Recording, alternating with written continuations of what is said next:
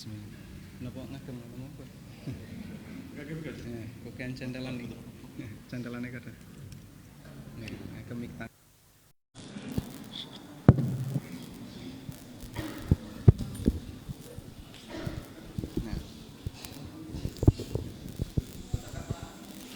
Nggih. Masya Allah, Masya Allah. La haula wa la quwata illa billah. Masya Allah. Nggih. Assalamualaikum warahmatullahi wabarakatuh.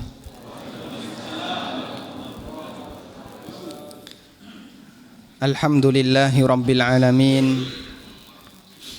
Wassalatu wassalamu ala asyrafil mursalin Nabiyyina wa maulana Muhammadin wa ala alihi wa sahbihi ajma'in. Wa ashhadu an la ilaha illallah wahdahu la syarikalah. Wa ashhadu anna Muhammadan abduhu wa rasuluh. Salawatu rabbi wa salamu alaihi wa ala alihi wa ashabihi wa man sara ala nahjihi wa stanna bisunnatihi ila yaumiddin. Dumateng panjenenganipun Bapak Mudir Pondok Pesantren Karangasem Paciran. Wonten teng mriki? Wonten nggih? Alhamdulillah, Masya Allah. Para alim ulama yang kami hormati, yang barangkali turut hadir di kesempatan kali ini, termasuk juga para jajaran takmir masjid napa niki Pak? Fahad Turki, At-Turki. Keng napa Kak jenenge At-Turki ini Pak? Donaturnya. Masya Allah. Syekhnya Fahad berasal dari Turki. Masya Allah. Oh ngaten, alhamdulillah. Nggih. Semoga amal beliau diterima oleh Allah Subhanahu wa taala. Ngeten Pak, kapan tiang Indonesia niku nggadah masjid teng Turki Pak? Biar nama jenengan itu ada di sana. Yang paling banyak kan nama orang Arab di Indonesia, ngeten nggih? Karena Masya Allah royalnya mereka untuk membantu kaum muslimin tanpa mengenal batas negara, sehingga banyak bangun masjid orang mong teng Saudi, namung teng Qatar, bahkan ke luar negeri. Kadang saya berpikir ini ada banyak sekali masjid di Indonesia namanya syekh-syekh dari Arab, karena donasi berasal dari mereka. Kapan Indonesia duwe masjid ning Saudi? Nah, misalnya jenenge Sujono Indonesia, ngoten pantes ngoten nggih. Tapi ning jalan King Fahad, wah mentereng ngoten nggih. Atau Kusmiati teng pundi ngoten. Jadi nama Jawa tapi ada di Arab karena donaturnya dari Indonesia. Karena itu sementara ini negara kita masih menjadi negara penerima dana. Semoga kelak ke depan bisa menjadi negara pendonor dana. Sanggup mboten? Nah, niki bahasanya kan tentang bagaimana keberkahan rizki yang halal. Nggih. Bapak Ibu yang dimuliakan Allah Subhanahu wa taala, engkang sepindah utang itu saya kata nggih. Sing dipikir utang riyen nggih Pak. Nah, nggih. Nembe mikir bangun masjid. Masyaallah. Nggih, Bapak Ibu yang dimuliakan Allah Subhanahu wa taala, yang pertama kami ingin sampaikan Masya Allah ya, bejane dadi wong Ciran, dadi wong Blimbing dan sekitarnya ditunggui kathah kiai. Karena sebuah masyarakat itu kalau di situ ada banyak ulamanya, kathah wong pinter agama, insya Allah menjadi masyarakat yang terdidik. Maka jare Imam Hasan Al-Basri, piyambake ulama zaman tabi'in, laulal ulama'u lakana nasu kal bahaim. Kalau bukan karena ulama, menungso niku kados dene kewan, Pak. Sehingga dia enggak ngerti aturan, tidak tahu bagaimana cara yang benar ketika bermuamalah, sing jengene dodolan sing bener niku pripun, ketika berinteraksi dengan tetangga bagaimana. Kalau bukan karena bimbingan ulama, menungso niku kados dene caplok-caplokan, kados dene kewan. Maka jasa besar para ulama Masya Allah nggih, bangun pondok pesantren, mengkader santri dengan sangat sabar sampai menjadi calon-calon dai menyebarkan Al-Quran dan Sunnah, kemudian menyampaikan kajian satu demi satu. Nggih nyuwun pangapunten kula nek kon ngisi teng Karangasem niku rada isin. Kados dene nguyai segara. Pangapunten nggih Pak. Niki kekendelen kula niki. Jane nggih rawani tapi gandeng niki perintahe guru mboten saged nolak. Pripun Pak? Oh nggih, nggih niki nembe latihan. Makanya mangke nek kathah salahe nyuwun pangapunten jenengan kritik mawon kula diparingi masukan nggih, terutama para guru yang ada di sini. Jadi Bapak Ibu yang dimuliakan Allah Subhanahu wa taala, kita belajar dalam rangka untuk ngalap berkah ilmu dari narasumber. Nek kula boten, niki sami-sami belajar.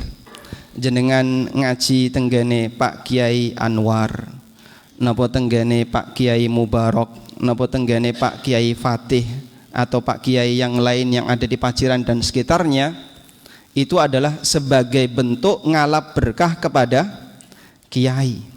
Duwe tangga kiai ya dimanfaatno Pak. Ora mung duwe tangga kiai digoleki idune tok. Nek anake lara ditambakno sembur mari. Bukan itu yang dicari. Tapi yang dicari ketika kita bertetangga dengan pondok pesantren, bertetangga dengan kiai, yang dicari apanya Pak?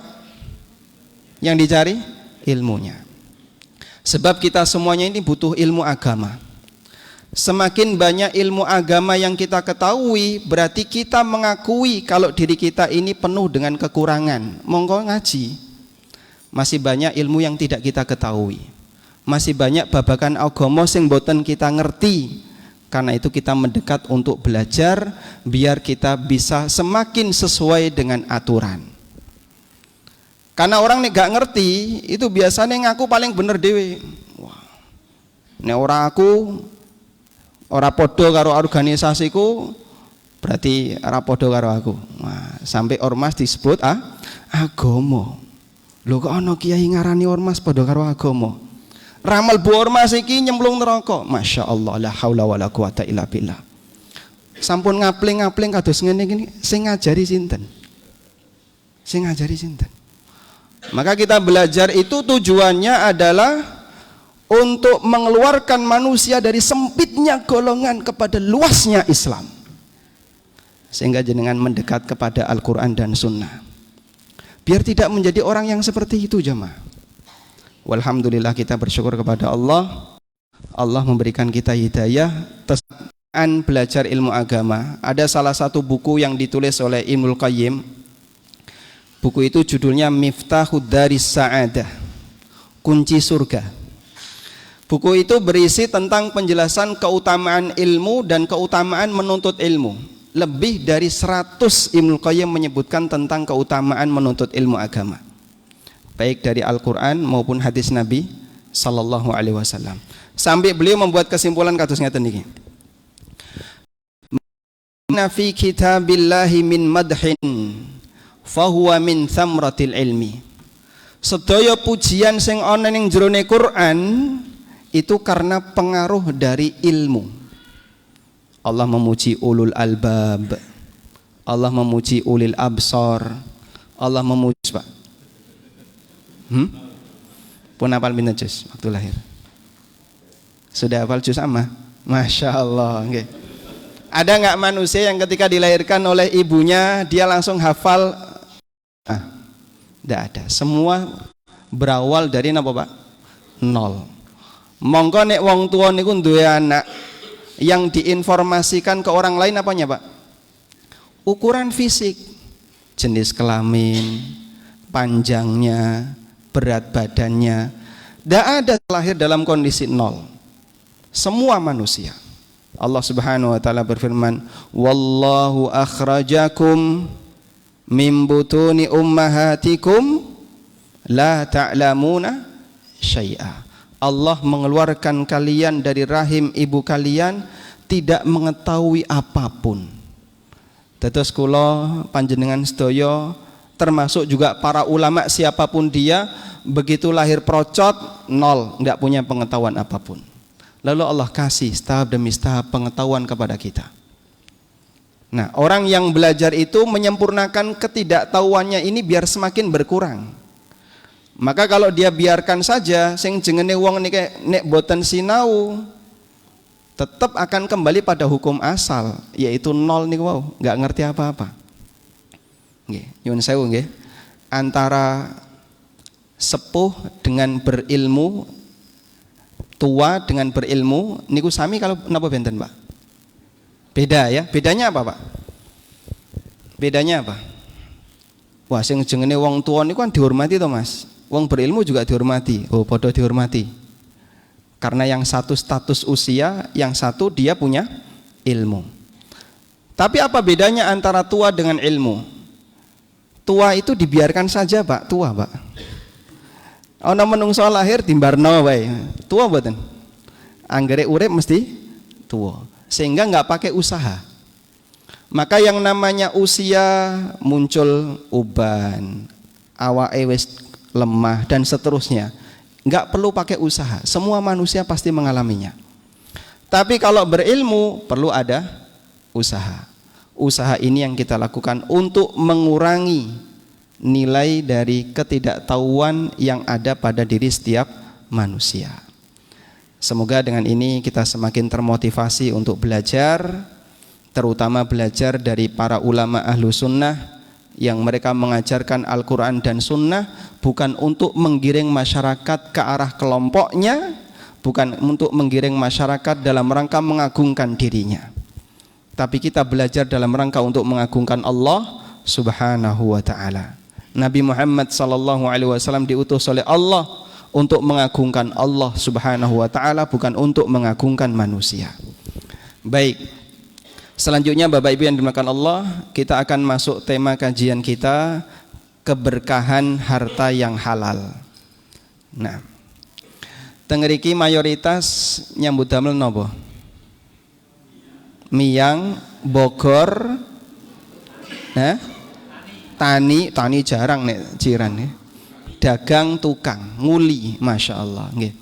Itu semuanya sebenarnya termasuk di antara sumber pendapatan yang pernah dipuji oleh Nabi Sallallahu Alaihi Wasallam. Ada sebuah hadis yang diriwayatkan oleh Imam Ahmad dari sahabat Rafi' bin Khadij radhiyallahu anhu. Ada orang yang bertanya kepada Rasulullah Sallallahu Alaihi Wasallam, ya Rasulullah, ayyul kasbi atyab? Ya Rasulullah, sumber pendapatan apa yang paling thayyib? Thayyib niku napa, Pak? Nggih. Baik, ya. Bang thayyib berarti cah bagus, nggih. Nah, ini. Sumber pendapatan apa ya Rasulullah yang paling thayyib? Artinya yang paling halal, yang paling tinggi tingkat kehalalannya. Kemudian Nabi sallallahu alaihi wasallam menjelaskan dua hal. Beliau mengatakan amalur rajul biyadihi wa kullu bai'in mabrur. Sumber pendapatan yang paling thayyib itu ada dua. Pertama adalah hasil dari jerih payah seseorang, hasil dari kerja masalah di masyarakat. Kalau jual beli itu diwarnai dengan transaksi riba, ono unsur penipuan, kadang direndam dhisik gek ditimbang, atau misalnya napa malih? Nggih. Dadi wong niku nek dodolan panganan beras, Nabi beras tidak ada ya di zaman Nabi sallallahu alaihi wasallam. Ontene gandum atau kismis, zabib. Itu pakai gundukan. Sak gunduk ngoten nggih? Baik gundukan. Lalu satu ketika Nabi sallallahu alaihi wasallam memasukkan tangan beliau ke dalam salah satu gundukan.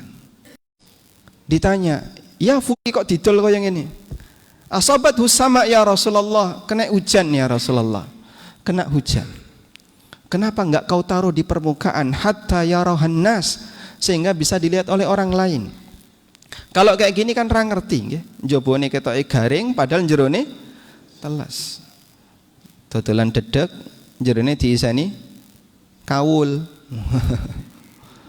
Atau dodolan apa meneh masyaallah. Makanya ada sebagian orang ya, beliau salah satu ustadz di Indonesia, Pastikan Bapak Ibu, beliau dari Jakarta ya. Pastikan Bapak Ibu, kalau panjenengan niku boten sinau babakan fikih muamalah, nipu deh itu pasti kalau transaksi. Pasti transaksi itu pakai penipuan. Karena orang kalau dia nggak ngerti tentang batasan halal haram, yo ditabraki kabeh. Karena dia nggak ngerti. Makanya alon-alon dengan belajar seperti ini, salah satunya adalah memperbaiki setiap akad yang ada di lingkungan kita. Baik, Pak, kalau kita bertransaksi yang haram itu ancamannya apa sih? Apakah masyarakatnya juga terganggu? Baik, wonten setunggalipun hadis ya, yang barangkali ini bisa menjadi acuan. Pangapunten ya, ketika tahun 2015 saya menerbitkan sebuah buku judulnya Ada Apa Dengan Riba. Buku menika alhamdulillah terbit 15.000 eksemplar. Dan ya beredar di banyak tempat nggih. Ya, termasuk ya pernah dikirim ke Papua nggih. Wonge ya melu ditokrono nggih. Bahkan pernah sampai waktu saya umroh ada salah satu TKI yang ada di Jeddah minta bedah buku Ada Apa Dengan Riba. Jadi umroh kalau ngisi pengajian teng Jeddah, Pak. Nggih nembe pindah niku. Kemudian saya kadang berpikir begini, apa wong ciran wis mbok kandhani. Nah, kowe kan teko ciran. Nah, praktek ning ciran wis kaya ngene iki apa wis bener ngoten nggih. Memang kadang saya melihat di Paciran ada 1-2 pelanggaran terkait masalah riba. Cuman wong ciran ra tau ngundang kula nggih. Nggih nyuwun pangapunten nembe sepindah niki saestu nggih.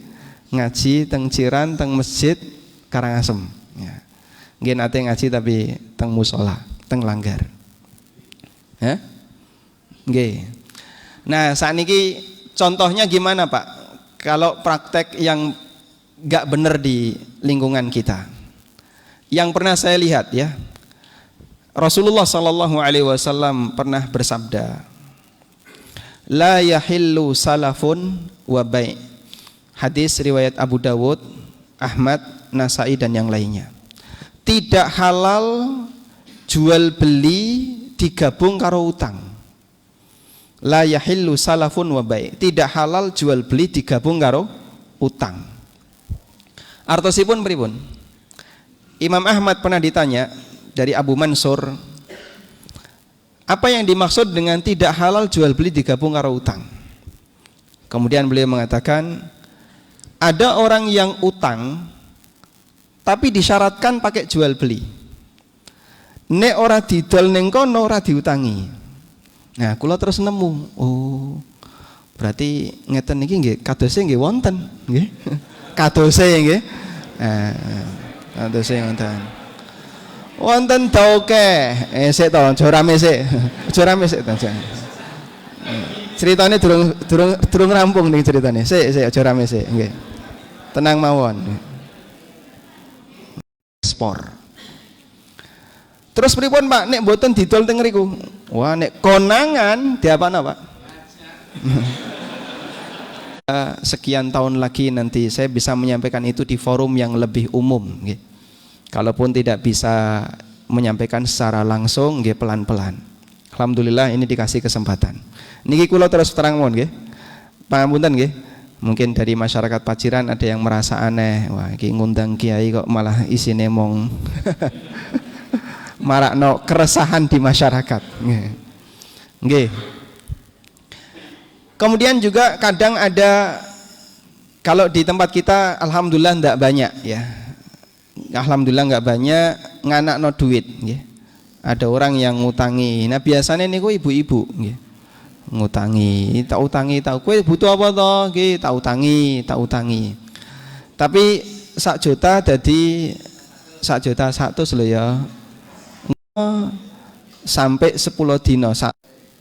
Teng mriki mboten nonton nggih? Teng mriki lho. Teng masjid. Nek teng masjid mboten nonton nggih? Nek teng Ciran wonten mboten? Nggih wonten tapi jarang walhamdulillah. Kula kadang mireng si A, si B, si C ini pekerjaannya seperti itu. Ya memang saya tidak tahu transaksi yang mereka lakukan secara langsung. Cuman informasinya seperti itu. Oh, neng Ciran masih ada yang kayak gini ya. Nek mendring pripun Pak? Mendring insyaallah boten napa-napa. Orang ini berarti akadnya kordun. Nah, akad kordun itu ngendikane sahabat Fudalah bin Ubaid, kullu qardin jarra naf'an fawwar riba. Sedaya akad utang yang menghasilkan tambahan dan itu dosa besar jamaah. Kados napa to Pak dosane riba Pak? Baik, saya bacakan firman Allah dalam Al-Qur'an. Allah berfirman di surat Al-Baqarah, ya ayyuhalladzina amanu taqullaha wa dharu ma baqiya minar riba, dan rasulnya. Masya Allah. Sinten sing sanggup? Pak, masa Pak perang tengah akhirat ancamannya seperti itu? Dalam tafsir Ibnu Katsir, Ibnu Abbas radhiyallahu anhuma mengatakan, menafsirkan ayat ini, yuqalu yaumal qiyamati li akilir riba. So nakilikane ning jerone kiamat, orang yang mengumpulkan harta riba itu disampaikan kepadanya, khudz silahaka lil harbi, jupuan senjatamu, kita perang. Masya Allah. Padahal kan semua hamba itu ketika menghadap Allah Ta'ala yang paling dibutuhkan apa hadirin? Ketika manusia di padang mahsyar itu yang paling dibutuhkan apa Pak? Syafaat, pertolongan, ampunan dari Allah, kasih sayang Allah. Tapi ada sebagian di antara hamba Allah yang malah ditantang perang oleh Allah. Nah itu kira-kira dapat syafaatnya berapa persen peluangnya? Baik, makanya seperti ini kudu hati-hati nggih. Kudu hati-hati.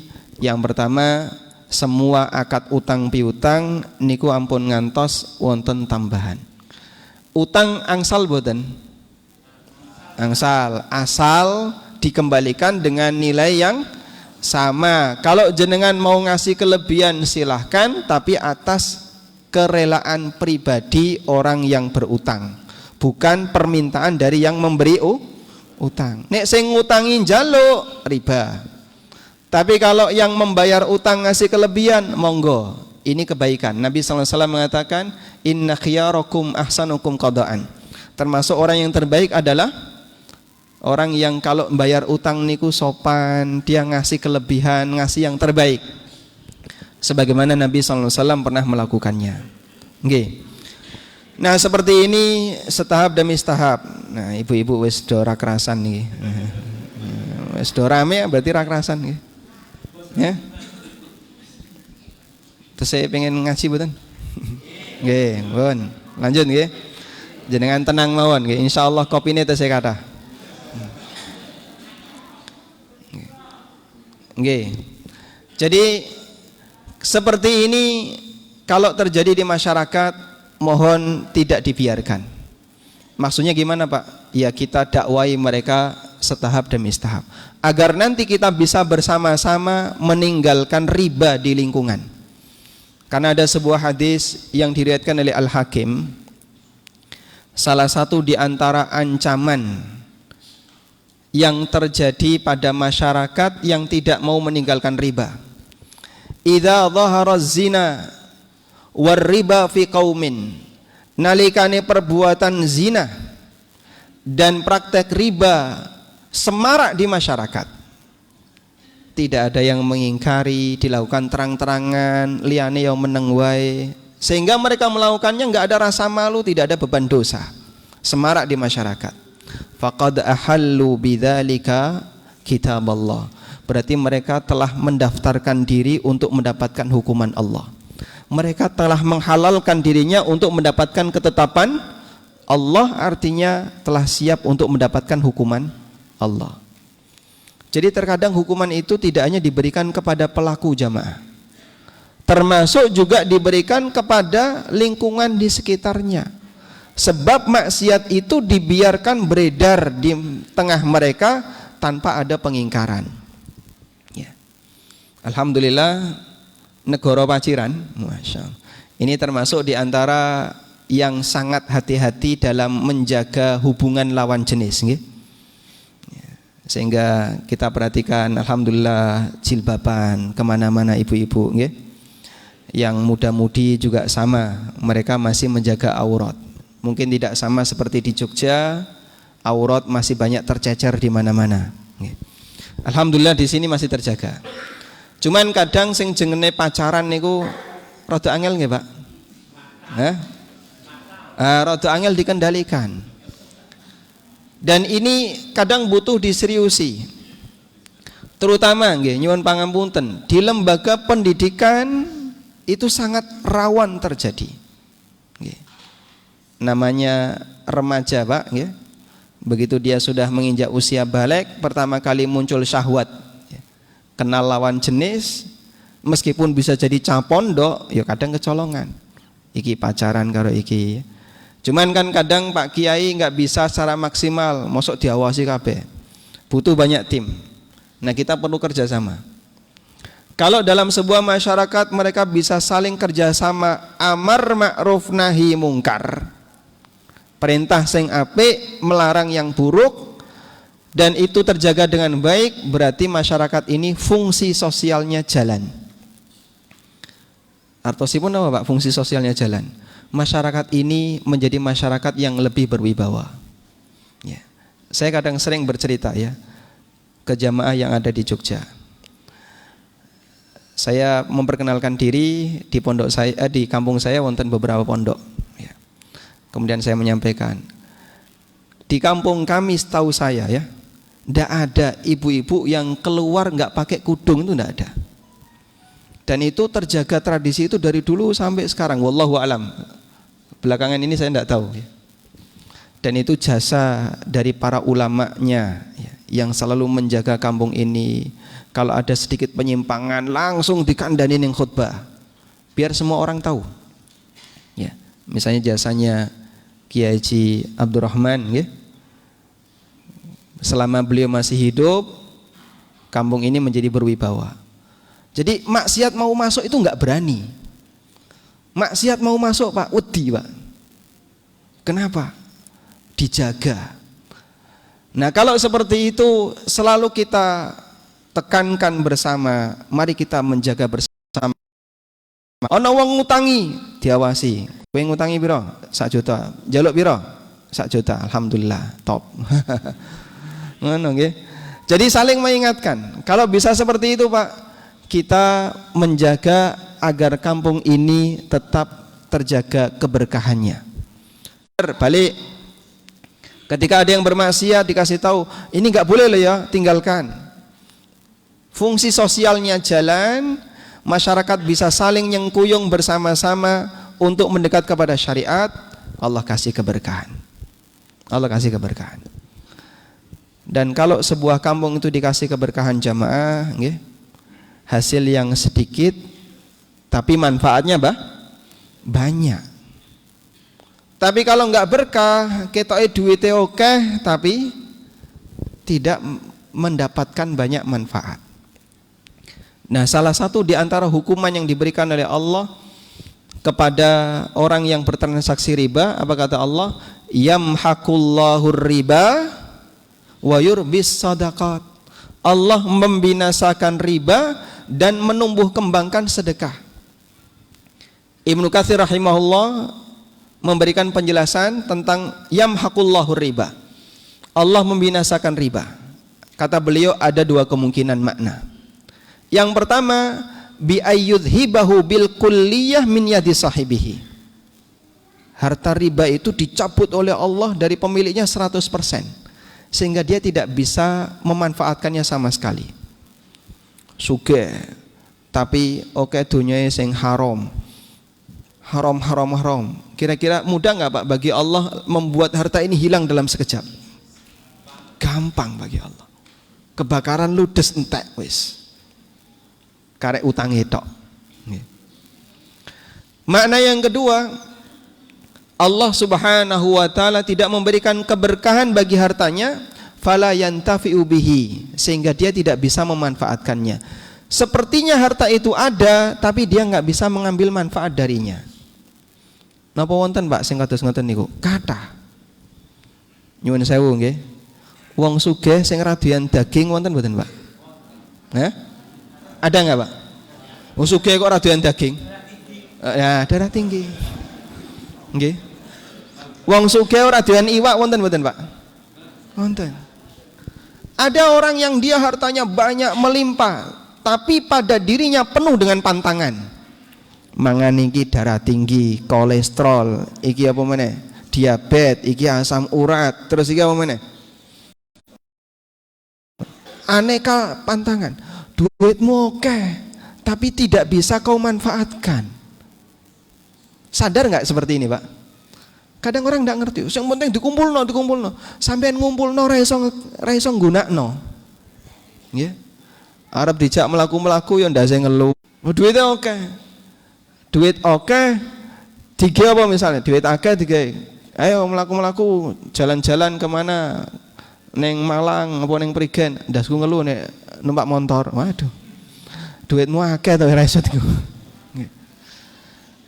Itu contoh bagaimana cara Allah mencabut pada diri seorang hamba kemampuan dia untuk bisa menikmati harta yang dia punya. Miliki tapi tidak bisa menikmati. Kathah ngoten niku, Pak. Wonten setunggalipun cerita nggih.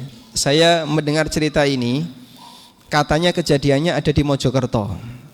Cuman nggih dereng nate ngecek langsung ke lokasi. Cuman cerita ini saya dapat duwe omah, duwe motor. Kathah. Tapi piyambak boten purun nganggo klambi. Jadi nek dikai klambi, dikai kaos copot. Emang katokan tok keluyuran. Ya. Masya Allah. Mong katokan tok keluyuran. Karo bunga-bunga omaku sakmene, montorku sakmene, aku duwe villa ning kene. Jadi ternyata ya orang ini pendapatannya piyambake nggadah BPR ya. Bank napa BPR? Jadi dia punya banyak BPR. Duitnya nek dinggo tuku klambi cukup betul, Pak? Wah, sisa-sisa, Pak. Iso klambi sak omah isine klambi tok nek mung gitu klambi wong duwe villa kok. Tapi ra gelem nganggo klambi. Berarti napa niki? Dia tidak bisa memanfaatkan nikmat yang Allah berikan kepadanya. Duwe motor tapi numpak motor muntah. Duwe sepeda kathah tapi ra iso numpak sepeda. Nek numpak sepeda wiwilen. Mangan sego ora oleh oke-oke. Engko nek kakean mangan sego ndak diabetes. Ngombe napa meneh? Ngombe sing rada legi ora oleh, Pak, pantangan. Sing tak ombe iki mesti diombe dak. Dikai sing kaya ngene iki padahal duwite akeh.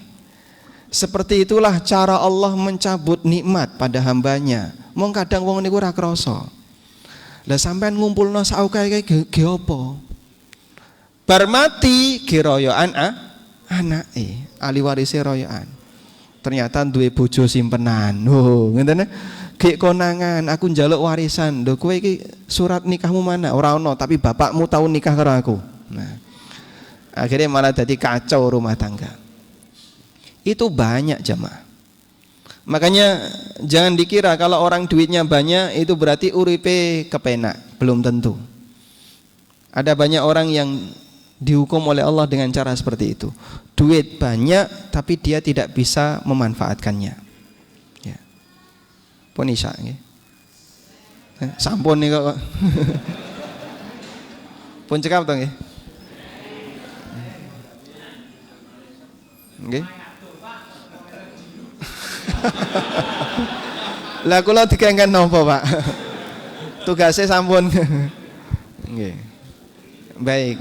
Belum selesai. Sampai jam berapa ini? Saya minta izin dulu sama Pak Takmir. Ketua Takmir pundi? Ketua Takmir. Pripun? Adzan dulu atau adzan nanti? Manut saya ngikut aja. Lanjut aja. Baik. Baik. Nanti ndak jenengan lesu loh. Ngamuk. Oh gitu. Alhamdulillah. Baik, saya lanjutkan dulu ya. Baik. Jadi itu salah satu di antara contoh ada orang yang duitnya banyak, hartanya banyak tapi dia nggak bisa memanfaatkan. Abdullah bin Sikhir radhiyallahu anhu, tumul maqabir. Piyambake berhenti sampai di situ, lalu beliau mengatakan, yaqulun nas mali mali mali. Menungso niku senengane ngumpulno iki donyaku, iki duitku, iki omahku, iki montorku. Nah, itulah menungso. Iki kapalku, iki perahuku. Jadi dia dalam bayangan hidupnya bagaimana caranya bisa mengumpulkan harta sebanyak-banyaknya. Lalu Nabi SAW mengatakan, wa hal laka mim malika ya ibna Adam illa ma akalta fa afnaita wa ma labista fa ablaita wa ma tasaddaqta fa amdaita. Hakikat dari hartamu itu wahai manusia hanya ada 3 kemungkinan. Hakikat dari rezeki kita itu hanya ada 3 kemungkinan. Sing pok pangan sampai entek, sing pok nggo sampai rusak, dan yang kamu sedekahkan sehingga abadi di hari kiamat. Apa yang kamu kumpulkan belum tentu jadi jatah rezeki. Iso mau nglumpukno tok tapi ra iso nganggo. Tas nggih kathah. Nggih, ngoten nggih. Apa meneh wadah nggih? Mangkok menika nggih sak tumpuk nggih. Terus ngomele wajan yang duwe 5 nggih. Nggih. Pun jenengan klambi enggak ada kata. Nggih, kudung nggih enggak ada kata. Sing jenengan nggo, sing ibu-ibu nggo bendina niku mung pinten? Gantiannya berapa kerudung? Paling cuma 3 atau 4 kudung nggih. Atau cuma 2. Kadang kita ibu-ibu punya mukna 5. Sing dinggo mung siji sampai kecut diganti-ganti. Subhanallah. Jenengan punya gelas banyak sekali, tapi yang dipakai sehari-hari itu paling cuma 2 atau 3 yang ditaruh di meja makan, yang dipakai bergantian. Maksudnya gimana toh Pak? Yang jenengan simpen itu belum jadi jatah rezeki. Ya omong disimpen. Kita itu seneng ngumpulno, seneng nyimpen. Tapi belum tentu sekali lagi itu menjadi jatah rezeki. Nah, ini salah satu di antara cara Allah Ta'ala memberikan hukuman bagi manusia sehingga dia pinter ngumpulno. Kata Nabi SAW, mali iki dunyaku, iki duitku, iki montorku, tapi dia nggak bisa pakai, dia nggak bisa menggunakan. Terus yang benar gimana? Kalau mau niru Nabi SAW memang nggak mungkin beliau, karena beliau manusia paling kadang ngasih, sehingga beliau ketika hidup itu hanya mengambil sebagian saja yang cukup untuk hidup, sisanya dikekno wong, dikasihkan orang-orang yang membutuhkan. Maka seluruh harta beliau fi sabilillah. Seluruh harta Nabi SAW fi sabilillah, sampai beliau tidak punya warisan. Ada sebuah hadis dari sahabat Amr ibn Harith, hadisnya riwayat Bukhari. Beliau pernah mengatakan, ma taraka Rasulullah sallallahu alaihi wasallam dinaran wala dirhama wala abdan wala amatan illa baglatahul bayda allati kana yarkabuha wa silahuha wa ardan ja'alaha libnis sabil sadaqatan. Nabi SAW ketika meninggal dunia, beliau itu tidak meninggalkan warisan berupa duit, dinar maupun dirham. Beliau tidak meninggalkan warisan berupa budak, lanang maupun wedok. Dan beliau tidak meninggalkan warisan apapun selain bigol. Bigol niku jaran kawin karo keledai. Nah, itu punya anak namanya bigol. Seperti keledai, hanya keledai yang warnanya putih yang beliau tunggangi sehari-hari, dan senjata serta tanah yang semuanya disedekahkan. Masya Allah. Sehingga amal Nabi SAW terhadap harta itu sempurna. Pak, betul, tidak ada satupun manusia yang sanggup seperti itu. Ya, tapi minimal begini, tolong dipahami bahwa hakikat rizki yang abadi adalah apa yang kita manfaatkan ketika kita menghadap Allah. Sehingga para sahabat itu semuanya berlomba-lomba, wong wis kesel golek duit, nek ora ono gunane ning akhirat, Masya Allah mesakne. Nah, itulah keutamaan wakaf. Orangnya sudah meninggal dunia, tapi wakafnya masih mengalirkan pahala. Makanya wakaf itu disebut dengan shadaqatun jariyah. Dan makna shadaqatun jariyah, keterangan An-Nawawi dan Imam Ar-Rafi'i adalah wakaf. Itulah umur yang kedua. Umur kedua niku napa Pak? Jenengan sampun sedo dikubur di dalam tanah, tapi karyanya, wakafnya mengalirkan pahala. Nah, terus mengalirkan pahala. Mas, saat ini masjid Turki ini butuh Quran mboten? Butuh. Bun, kula wakaf Quran. Nah, ngoten. Quran ini usianya lebih panjang dibandingkan usia saya. Qurannya dipakai terus mengalirkan pahala. Itulah umur yang kedua. Jenengan pun mboten saged beramal, tapi dia tetap mengalirkan pahala. Ya. Makanya tidak ada yang mendapatkan keutamaan besar ini yang paling banyak selain para guru agama yang mereka mengajarkan ilmu yang bermanfaat. Ya. Karena Masya Allah nggih, piyambake dengan mengajarkan ilmu itu ilmu turun temurun terus. Nah, kita yang barang